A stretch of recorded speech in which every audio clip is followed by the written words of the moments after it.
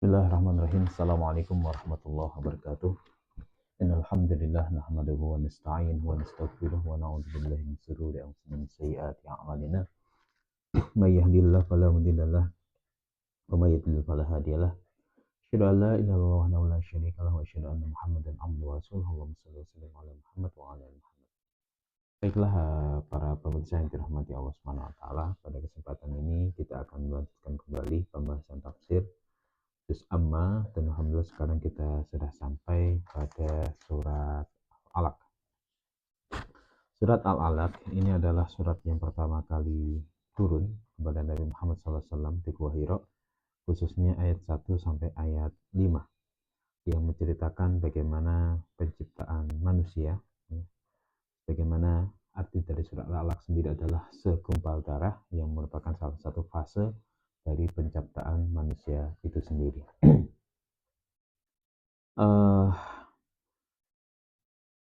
Dalam Al-Quran, ya, urutan ayat itu Nabi Muhammad yang mengatur. Jadi tidak harus satu surat itu langsung turun semuanya, tapi berangsur-angsur, ya, ayat demi ayat. Jadi setelah ayat 1 sampai ayat 5 ini turun, dan ini merupakan wahyu pertama. Setelah itu kemudian turun surat Al-Qalam, Al-Muzammil, Al-Mudassir, ya. Kemudian Al-Fatihah, barulah kemudian, ya, setelah ayat-ayat atau surat-surat yang lain, kemudian Allah menurunkan ayat ke-6 dan seterusnya. Jadi itu adalah Nabi yang mengatur urutannya. Ayat ini masukkan dalam surat ini, ayat ini masukkan dalam surat ini, yaitu Nabi yang mengatur, dan tentu dengan petunjuk Allah Subhanahu wa Ta'ala.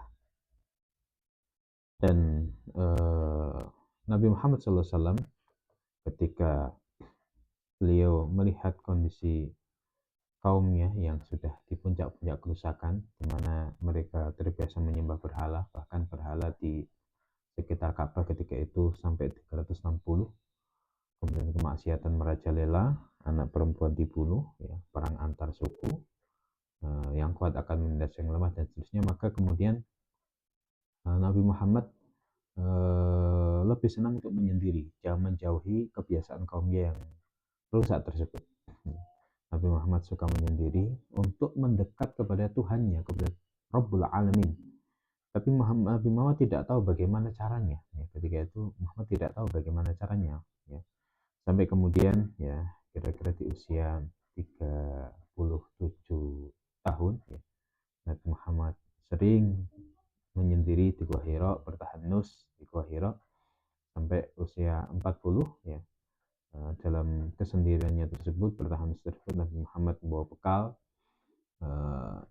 dari rumah, ya, dibawa oleh Khadijah. Kemudian ketika bekalnya habis, Nabi pulang dan seterusnya.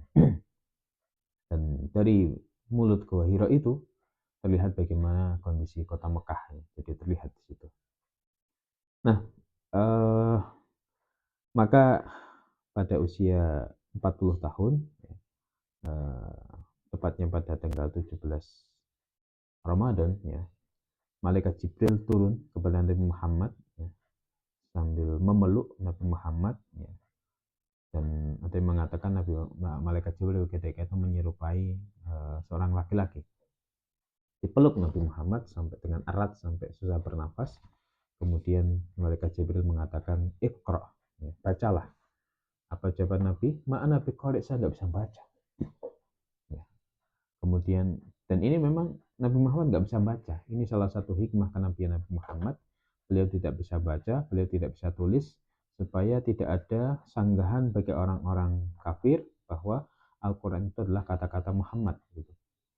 Jadi kalau Nabi Muhammad tidak bisa baca tulis, itu sebuah keistimewaan.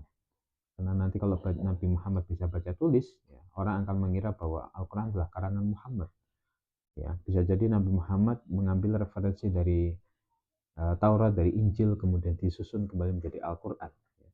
Atau Nabi Muhammad berinteraksi dengan orang Yahudi, ahli kitab, ya, kemudian ditulis, ya. Ternyata Nabi Muhammad tidak bisa tulis. Apakah Nabi Muhammad ini tidak bisa baca tulis saja dari kecil sampai beliau dianggap menjadi Nabi, kemudian setelah itu bisa baca tulis karena Nabi Muhammad juga memerintahkan kepada para sahabat untuk belajar bahasa, belajar baca tulis? Ataukah Nabi Muhammad sampai akhir hayatnya nggak bisa baca tulis. Allah alam bisawab, ya. Allah yang lebih paham. Tapi yang jelas pada waktu itu Nabi Muhammad tidak bisa baca tulis, maka beliau menjawab ma'ana biqori. Sampai 3 kali, ya. Kemudian dipeluk lagi oleh malaikat Jibril dengan erat, ya. Iqra. Nabi Muhammad tetap menjawab, mana biqori? Saya nggak bisa baca. Saya nggak bisa baca sama sekali, begitu. Peluk lagi, Iqra. Nabi Muhammad tetap menjawab, ma'ana biqori. Sampai 3 kali, ya, 3 kali. Kemudian malaikat Jibril melanjutkan, Iqra bismi rabbikal ladzi khalaq khalaqal insana min 'alaq iqra wa rabbukal akram alladzi 'allama bil qalam 'allamal insana ma lam ya'lam. Itu merupakan wahyu yang pertama. Nah, para pemirsa yang dirahmati Allah Subhanahu wa taala, setelah Nabi Muhammad bertemu dengan Jibril, maka beliau shock, kaget begitu. Maka kemudian beliau pulang, dan kemudian menemui Khadijah. Dalam perjalanan itu yang teringat dalam diri beliau adalah Khadijah. Kemudian beliau tidur di pangkuan Khadijah dan akhirnya merasa tenang. Dan inilah peran seorang istri. Ketika suami sedang merasa gundah gulana, ya, ada masalah, maka istri menjadi sebuah tempat untuk memberikan ketenangan, ya, memberikan sakinah begitu.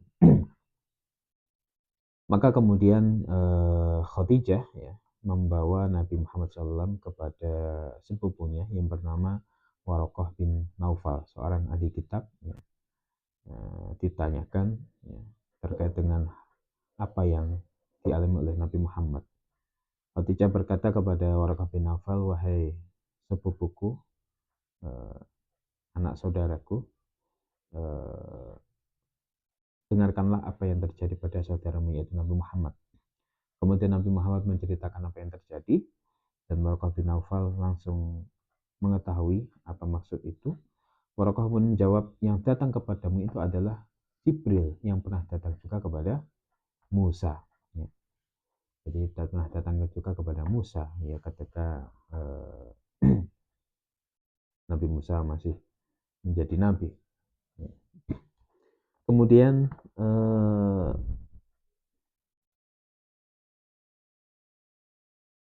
Waraqah bin Naufal juga mengatakan, alangkah bahagianya ketika kamu nanti akan diusir dari Mekah oleh penduduk Mekah, ya, aku masih hidup, maka aku akan membela.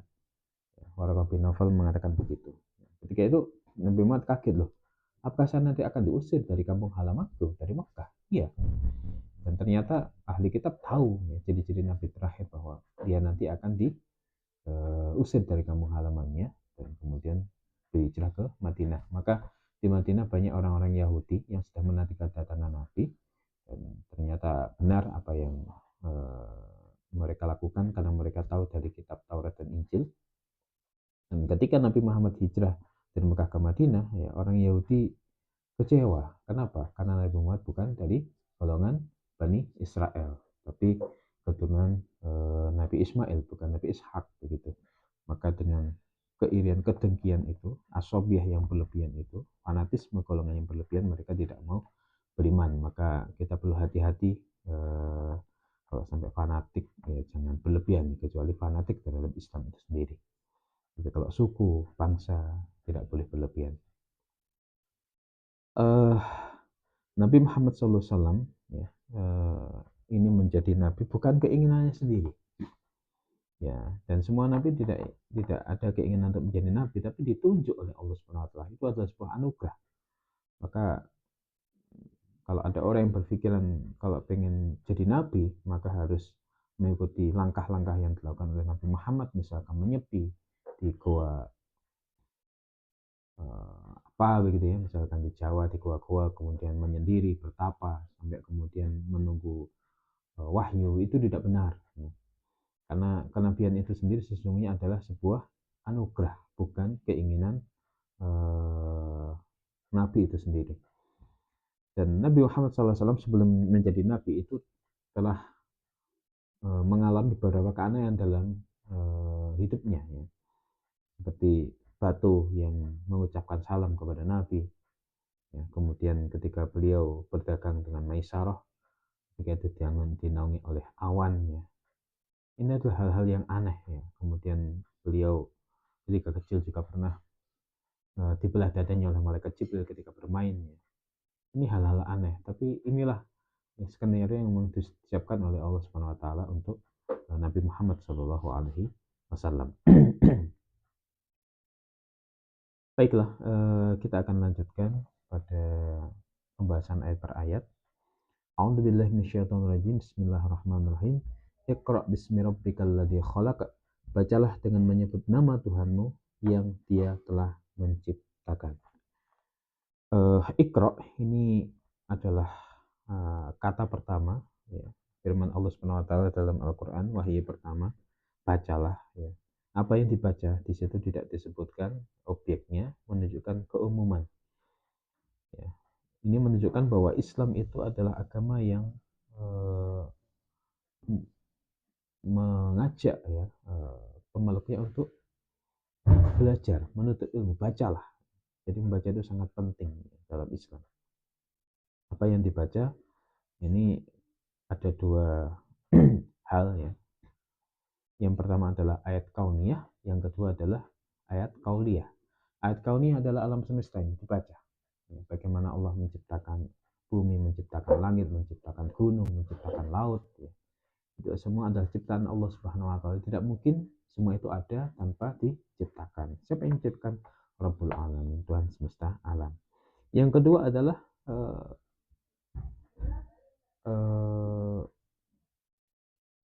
ayat-ayat qauliyah, yaitu Al-Quran ini 30 juz ini adalah ayat qauliyah, ayat yang merupakan firman Allah Subhanahu wa taala kepada Nabi Muhammad yang disampaikan melalui malaikat Jibril.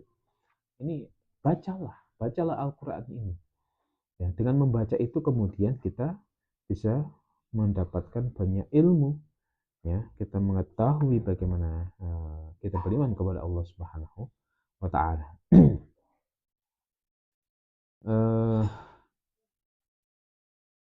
Dan kita membaca bukan bebas membaca, kita membaca karena Allah, bismi rabbik, dengan menyebut nama Allah gitu. Kalau kita menuntut ilmu, kalau kita berupaya, maka semuanya itu dalam rangka untuk mendekatkan diri kepada Allah Subhanahu wa taala. Bukan menuntut ilmu secara bebas begitu. Tapi semua kita niatkan untuk mendekatkan diri kepada Allah Subhanahu wa taala, untuk mengenal Allah Subhanahu wa taala lebih dekat. Karena Allah telah menciptakan manusia. Ya, dan proses penciptaan manusia itu luar biasa. Mulai dari air mani, ya, bertemu dengan sel ovum, kemudian jadilah segumpal darah, jadilah segumpal daging, kemudian ada tulang yang dibalut dengan daging, kemudian mulai berbentuk manusia, kemudian ditiupkan ruh, semakin besar, akhirnya lahir. Itu dalam Al-Quran disebutkan, dan dalam dunia medis juga sesuai gitu, apa yang disebutkan dalam Al-Quran. Allah Subhanahu wa taala berfirman, khalaqal insana min 'alaq, Dia telah menciptakan manusia dari segumpal darah. Jadi manusia itu diciptakan dari segumpal darah. Sehingga sesuatu yang sangat kecil yang kemudian bisa membesar sampai kemudian lahir jadilah manusia, maka tidak layak kalau kemudian manusia itu sombong karena dia diciptakan dari sesuatu yang hina, dari sesuatu yang kecil ya, dari segumpal darah. Dan Allah menciptakan itu semua tentu dengan sangat mudah sekali. Iqra wa rabbukal akram, bacalah dan Tuhanmu, Tuhan penciptamu adalah yang maha mulia. Bacalah dan Tuhanmu yang maha mulia. Al-akram itu adalah zat yang paling baik, paling mulia. Jadi kalau siapa yang paling baik di alam semesta ini? Allah Subhanahu wa taala. Ya, Al-akram, yang maha baik, yang maha mulia. Alladzi 'allama bil qalam, yang dia mengajar manusia menulis dengan pena. Allah Subhanahu wa taala memberikan karunia kepada kita al-qalam, yaitu pena, merupakan nikmat yang sangat besar. Karena dengan pena ini kita bisa mencatat, ya. Kita punya ilmu yang bisa diturunkan secara turun-temurun. Nah, ini juga merupakan nasihat bagi orang Mekah ketika itu, yang mereka ini sering mengandalkan hafalan, gitu. Padahal ilmu itu harus dicatat, gitu. Nabi Muhammad SAW mengatakan bahwa ikatlah ilmu itu dengan tulisan. Ya. Bagaimana kuda itu kalau tidak diikat maka akan lepas. Ilmu juga demikian. Maka ketika kita sedang di majelis taklim, di majelis ilmu, harapannya kita membawa pena. Gitu. Karena dengan kita mencatat itu sesungguhnya kita sedang merangkum, kita sedang menyusun kata-kata, ya, sehingga ilmu itu kemudian terorganisir dalam otak kita. Walaupun mungkin catatan itu setelah itu akan kita buang, tapi dengan mencatat itu sama dengan kita memberikan penekanan-penekanan terhadap ilmu yang kita terima. Sampai diriwayatkan Imam Syafi'i, ya, ketika berguru kepada Imam Malik, dia sedang tidak membawa pena, tidak membawa kertas, maka dia telapak tangannya dibuat tulisan, dan dia mengambilkan air liurnya, kemudian dituliskan di tangan, dan tentu ini agak aneh begitu ya, agak aneh, ya, air liur dibuat tulisan di telapak tangan. Tapi inilah cara Imam Syafi'i untuk mengikat ilmunya, ya, dan pasti ini akan terbuang juga. Tapi dengan dia menulis, maka ini akan memperkuat, ya, ilmunya. Apa yang diterima, ya, dari Imam Malik ini kemudian mudah untuk dihafalkan oleh Imam Syafi'i. Ya, Imam Syafi'i yang sangat cerdas itu begitu, apalagi kita yang belum cerdas. Masya Allah. Nabi Adam alaihissalam, ya, dimuliakan oleh Allah Subhanahu Wa Taala sampai malaikat dan iblis ketika diminta bersujud karena beliau punya ilmu, ya, sebagaimana yang diterangkan dalam surat Al-Baqarah, wa 'allama Adam al-asma'a kullaha summa 'aradahum 'alal malaikati faqala anbi'uni bi asma'i haula'i in kuntum shadiqin. Jadi Allah Subhanahu Wa Taala mengajarkan kepada Adam nama-nama benda. Kemudian malaikat diminta menyebutkan nama benda, nggak bisa. Iblis juga nggak bisa. Adam bisa karena sudah diajari. Dengan kemuliaan itu kemudian Allah memerintahkan kepada seluruh malaikat termasuk iblis untuk sujud kepada Adam. Sujud di sini bukan menyembah, tapi memuliakan Adam, menghormati Adam karena Adam punya kelebihan ilmu dibandingkan dengan malaikat. Wa idh qala rabbuka lil malaikati inni ja'ilun fil ardi khalifah qalu wa idh qala rabbuka lil malaikati isjudu li adama fasajadu illa iblis aba wastakbara wa kana minal kafirin. Jadi Allah Subhanahu wa taala memerintahkan kepada malaikat untuk sujud kepada Adam, ya. Semuanya bersujud kecuali iblis. Iblis itu sebelumnya salah satu pimpinan dari malaikat yang sangat taat, tapi dia tidak mau bersujud kepada Adam karena sombong.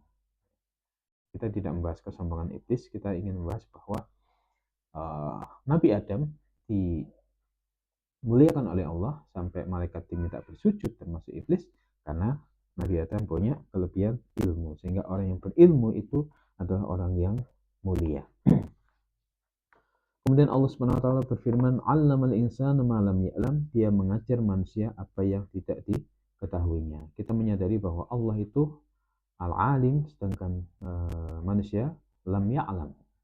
Dari ayat 1 sampai 5 ini sesungguhnya adalah ayat yang melahirkan kesadaran bersyahadat, mengakui bahwa tidak ada Tuhan selain Allah, ya. Mulai dari Iqra bismi rabbikal ladzi khalaq, Allah itu al-khaliq, sedangkan kita makhluk yang diciptakan. Allah pencipta, kita yang diciptakan.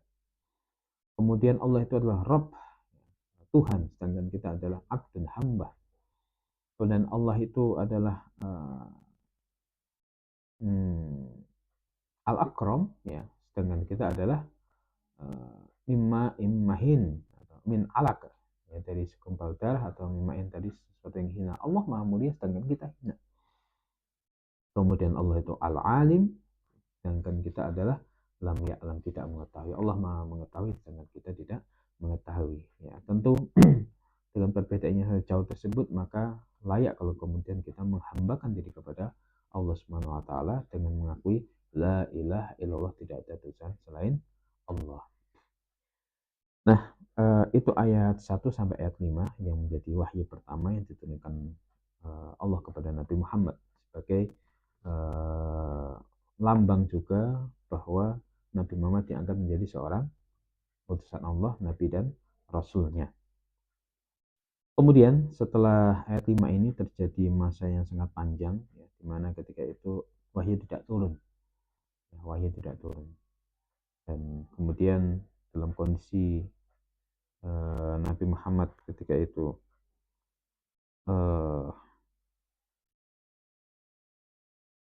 Nabi Muhammad lama tidak mendapatkan wahyu, ya, maka Abu Jahal, ya, dan istrinya mengejek, ya, seakan-akan Nabi Muhammad ditinggal oleh Jibril. Ya, ini dibantah oleh Allah dalam surat At-Tuha. Baik, kemudian kita bahas surat yang ke-6 dan seterusnya. Ini momennya adalah ketika Nabi Muhammad dihina oleh Abu Lahab. Abu Jahal, maaf, Abu Jahal. Kalla innal insan la yatagha, pasti sungguh manusia dia benar-benar durhaka. Atau itu sombong, ya. Atau luber begitu. Jadi dia merasa sombong, ya. Susah dinasihati, susah dikasih masukan. Ar-ra'ahu istaghna, apabila dia melihat dirinya telah cukup harta. Ya, kenapa dia sombong? Kenapa dia durhaka? Karena dia merasa sudah cukup hartanya, sudah lebih hartanya, ya. Manusia itu melampaui batas atau zalim ketika merasa cukup, ya. Seperti Abu Jahal, ya, punya banyak anak, punya harta, punya banyak prajurit, ya, pasukan, ya. Maka kemudian dia sombong. Inna ila rabbika ruj'a, sungguh kepada Tuhan penciptamu tempat kembali. Padahal semua itu akan kembali kepada Allah Subhanahu wa taala. Semua dari Allah dan semua akan kembali kepada Allah. Harta dari Allah dan akan kembali kepada Allah Subhanahu wa taala. Mereka pun akan kembali kepada Allah Subhanahu wa taala. Ara'aital ladzi yanha, apakah pendapatmu tentang orang yang dia melarang, yang dimaksud di sini adalah Abu Jahal, abadan inda sholat, seorang hamba Rasul yaitu Nabi Muhammad ketika dia sholat. Ya, jadi ketika Nabi Muhammad SAW sedang di depan Ka'bah sholatnya, ketika itu Abu Jahal, ya, pertama bersama dengan teman-temannya, ya, bertanya, apakah Muhammad sudah datang ke Ka'bah? Apakah dia sudah menggosok-gosokkan keningnya ke pasir, ya, dan seterusnya. Dia menghina maksudnya. Dia bersumpah demi Mat, demi Lata, demi Uzza, kalau aku melihat Muhammad sudah menggosok-gosokkan keningnya di pasir, maka akan aku injak lehernya. Itu sumpahnya Abu Jahal. Maka kemudian Nabi Muhammad ternyata datang dan sholat. Nah, ketika sujud itu, Abu Jahal mendatangi dan ingin menginjak lehernya Nabi Muhammad. Tapi apa yang terjadi? Ketika Abu Jahal mau mendekati Nabi, ketika itu tiba-tiba Abu Jahal langsung menjauh sambil begini. Kemudian ditanya temannya, kenapa kamu Abu Jahal, apa yang terjadi? Subuh, ya, Abu Jahal menjawab, antara aku dan Muhammad itu ada parit yang kemudian ada api yang menyala-nyala dan banyak sayap di situ. Ya. Abu Jahal merasa ketakutan. Itulah para malaikat, ya. Jadi para malaikat melindungi Nabi Muhammad SAW karena mau diganggu oleh Abu Jahal. Setelah selesai sholatnya, Nabi Muhammad SAW bersabda, seandainya Abu Jahal betul-betul ingin menginjak leherku, maka dia akan dicincang oleh malaikat. Ya Allah. Jadi Abu Jahal itu sebenarnya hampir seusia dengan Nabi Muhammad. Dia adalah sepupu Nabi Muhammad SAW. Bahkan Abu Jahal ini dulu pernah main dengan Nabi Muhammad, ya, ketika dalam sebuah undangan makan bersama, ya, pernah dorong-dorongan, kemudian Abu Jahal sempat jatuh dan di betisnya ini ada bekas luka. Maka ketika perang Badar, ya, Nabi Muhammad bersabda kepada para sahabat, kalau ingin tahu jasadnya Abu Jahal, susah mencarinya, cari saja yang di petisnya itu ada bekas luka, karena dulu ketika kecil dia pernah bermain denganku dan pernah jatuh dan terluka.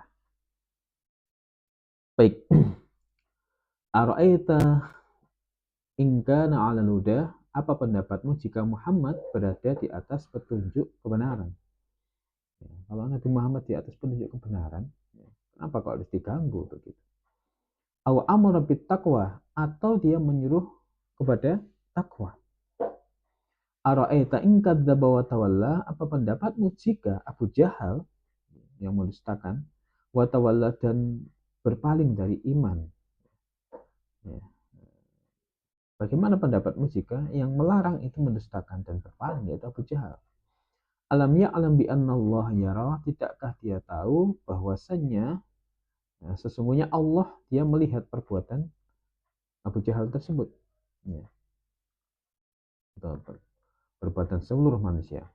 Kalla la illam yantahi lanasfa'an bin nasiyah, sekali-kali tidak, sungguh jika tidak dia berhenti kufur, pasti kami tarik dia dengan ubun-ubunnya ke api neraka.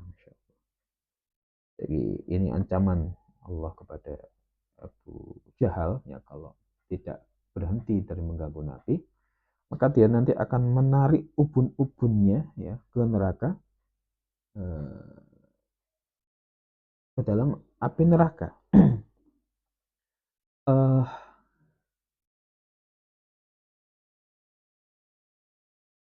Ubun-ubun, ya, bentar.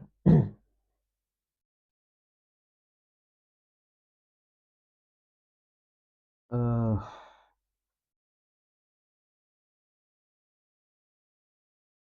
ini adalah tempat di bawahnya, di bawahnya otak, ya, atau di atasnya otak, maaf. Ubun-ubun itu tempatnya di atasnya otak, ya. Jadi ada yang mengatakan ubun-ubun itu adalah manusia itu sendiri, ya, artinya manusia akan ditarik ke neraka bagi orang yang kafir tentunya. Atau ubun-ubun itu adalah yang di atas otak, ya, di bawah tempurung kepala. Itu ancaman Allah kepada Abu Jahal. Nasiyatin kadibatin khati'ah, yaitu ubun-ubun pendusta yang salah atau durhaka. Fal yad'u nadiyah, maka biarlah dia memanggil kaumnya untuk menolongnya. Walaupun Abu Jahal ditolong oleh para kaumnya, oleh para pasukannya, niscaya tidak akan bisa menolong dari siksaan api neraka. Sanad'u zabaniyah, kelak kami akan memanggil malaikat zabaniyah, yaitu malaikat penyiksa. Kalau mereka ingin mengajak pasukannya, ya, maka Allah cukup mengutus malaikat zabaniyah untuk menyiksa atau mengalahkan Abu Jahal dan pasukannya. Dan tentu pasti tidak seimbang, ya. Kalla, sekali-kali tidak. La tuti' wasjud wa qatarib. Janganlah kamu mematuhinya dan sujudlah atau salatlah dan dekatkan dirimu kepada Allah. Allah memerintahkan kepada Nabi Muhammad enggak usah menghiraukan Abu Jahal. Sudah, bersujud saja. Sujud itu adalah kondisi kita sangat dekat dengan Allah Subhanahu wa taala. Jadi kondisi bersujud adalah kondisi kita paling dekat dengan Allah Subhanahu wa taala, maka disunahkan ketika kita bersujud kita memperbanyak doa. Barang siapa yang sujud dengan ikhlas, ya, tidak karena terpaksa, tidak karena riak, ya, maka Allah akan mengangkat derajatnya dan mengampuni dosa-dosanya.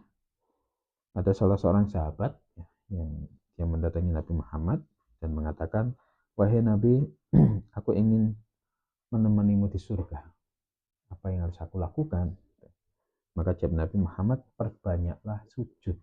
Perbanyaklah sujud, maka aku akan memohonkan kepada Allah supaya engkau bisa menemaniku di surga. Masya Allah.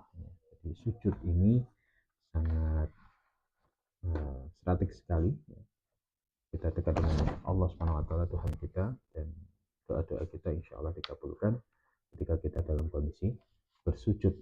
Dan di ayat 19 ini merupakan ayat sajadah di mana kita ketika mendengar disunahkan untuk sujud tilawah. Demikian yang bisa kami sampaikan. Terima kasih. Semoga bermanfaat. Mohon maaf. Assalamualaikum warahmatullahi wabarakatuh.